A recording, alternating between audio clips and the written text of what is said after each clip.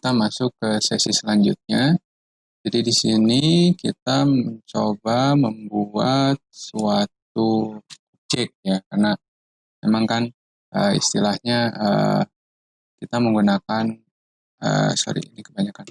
Kita selalu menggunakan mengatakan ya, OOP gitu ya, atau PBO berbasis objeknya tuh apa sih? Jadi di sini kita inisialisasiin dulu ya. Misalnya kita ngebuat suatu variabel ya, variabel sendiri namanya private. Ya jadi sebenarnya ada beberapa jenis ini ya, inisialisasi penamaan dari objek. Ada private, ada public, sama ada yang satu lagi nih nanti akan dijelaskan. Nah, kalau private sendiri dia bisa diakses ketika memang diizinkan ya, atau kita izinkan atau kita buat sendiri.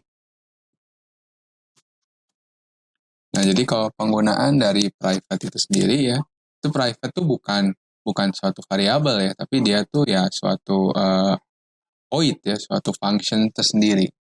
Mana dia berisi harga, jumlah, totalnya. Oke, jadi di sini ada nama, terus lalu habis itu kita buat suatu suatu void ya, suatu bahasanya mungkin fungsi sendiri. Public kita namakan, jadi kita bikin aplikasi penjualan ya, yang isinya adalah kita ngambil inisialisasi dari private tadi, string ya kan, yang berisi nama, lalu integer, ini biar beda dengan inisialisasi yang di atas ya, harga, lalu integer, jumlah, nah gitu ya. Berarti kalau suatu function kita harus buka, kita juga harus tutup ya. Dimana nama ini, nah kita get dari nama yang di atas. Jadi nama yang di sini ini adalah inisialisasi private dari string yang di atas ya. Jadi dia inisialisasinya, jadi kita ngambil inisialisasi string yang di atas. Nah, gimana cara menggunakan string ketika private ya, objek string ketika private, objek integer ketika private ya, kita bikin publicnya. Itu ya. Terus lalu habis itu harga sama dengan harga. Nah, lalu habis itu jumlah sama dengan jumlah. Ya kan, berarti kita sudah bisa menggunakan nama, harga, dan jumlah itu sendiri ya. Ini salah karena return method return to k. Ya, sudah tidak ada ya. Jadi ini saya menggunakan istilahnya konstruktor ya kan, di mana suatu fungsi namanya sama seperti judul program. Nah, ya kan? Karena konstruktornya hello, nama programnya adalah hello, berarti harus sama. Jadi dipanggil itu sama seperti nama dari programnya. Oke. Nah, terus kita lanjut ya. Kita lanjut dengan di sini kan. Tadi kita buat suatu fungsi lagi ya, public, integer, suatu total ya. Nah, kalau misalnya kita ingin buat function tersendiri, bisa menggunakan integer ya, void gitu ya, bisa, terus chart juga bisa ya, dan lain sebagainya. Tetapi harus ada inisialisasi variabelnya. Nah, kenapa ini bisa langsung yang hello? Karena dia menggunakan konstruktor. Jadi konstruktor itu adalah nama function yang namanya ini mirip seperti judulnya, ya kan? Jadi bisa, saya nggak perlu ditambahin integer, nggak perlu dan lain sebagainya, itu saya nggak perlu. Oke, nah ini perlu ditambahin integer deh, karena hasil dari returnnya adalah hurufnya angka ya. Nah di function ini, di objek ini, saya bilang kan integer total, di mana total sama dengan harga plus jumlah. Ini ada suatu objek yang bisa kita panggil-panggil. Oke. Nah, sekarang kita masuk ke ini ya, tampilan rinciannya. Rincian penjualan. Oke. Nah, di sini kita coba ya, kita menggunakan function lain, objek lain namanya void. Bedanya kalau void ini return-nya bebas, nggak harus kan kalau integer berarti harus berupa angka. Kalau void dia bisa berupa string, berupa angka dan lain sebagainya, itu lebih praktis ya. Contoh namanya tampil. Nah, isinya apa? Isinya saya akan system dot out dot println ya. Di sini saya akan menamakan dia dengan contohnya nama barang gitu ya. Nama barang, lanjut, nah plus nama. Saya ngambil variabel nama. Nama sebenarnya nggak bisa diambil karena dia private, cuman telah saya ubah di publiknya. Kan jadi nama ini bisa. Kan sistem nama, lalu lanjut biar cepet ya. Oke, outprint, habis itu harga barang. Harga barang. Saya masukin dia menjadi harga.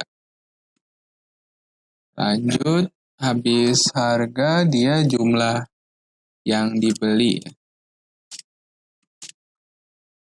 Jumlah yang dibeli berarti dia plus jumlah. Nah, lanjut misalnya inian ya, apa namanya? Variasi. Buat. Nah, lanjutkan total harga.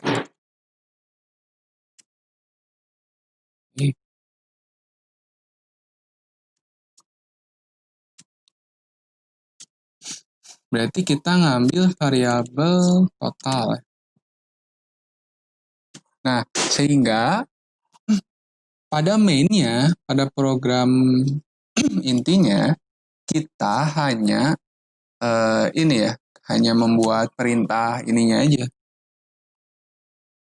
Perintah membuat objek dari fungsi. Ingat kan yang kemarin kita membuat suatu inputan, itu harus ada nama dari programnya. Hello misalnya resi sama dengan new dari hello ya. Misalnya roti gemplong.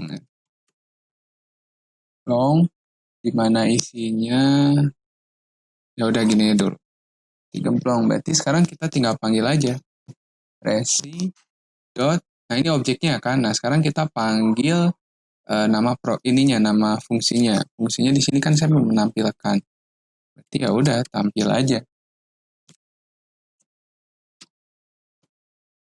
Nah, ini salah. Berarti oke, di sini ya.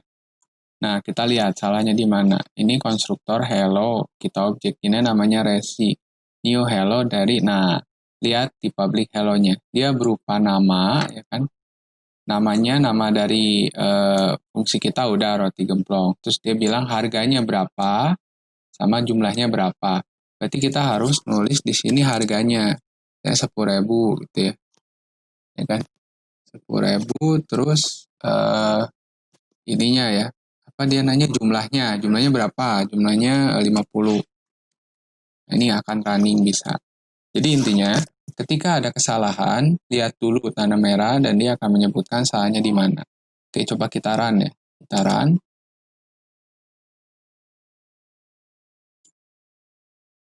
Nah, dia akan terdisplay. Nah, jumlah yang dibeli 50 tuh sudah ada ya. Ya kan? Karena kita manggil resi tampil di sini ya. Resi tampil. Resinya tuh apa? Kalau kita tracing ya, ini bahasanya nge-tracing program. Resi. Oke, resi itu apa? Oh, resi ini di bawah nih, dia adalah new dari hello. Berarti dia adalah objek dari fungsi hello. Oke, hello lihat. Hello adalah, nah ini dalamnya ada berupa string nama, lalu integer harga, lalu integer jumlah, ya kan? Nah ini nama, harga, jumlah ini apa sih? Oh dia ngambil dari private, Ya kan dia ngambil dari private. Oh ya udah berarti selesai diinisialisasi. Nah, sekarang tinggal kita masukin. Dia roti gemblong gitu ya. 1000 dan 50. Itu ya. Jadi ini bahan dari kita ngebuat suatu objek di mana kita ngebuat suatu konstruktor gitu ya. Konstruktor dari ininya apa namanya? Harganya gitu.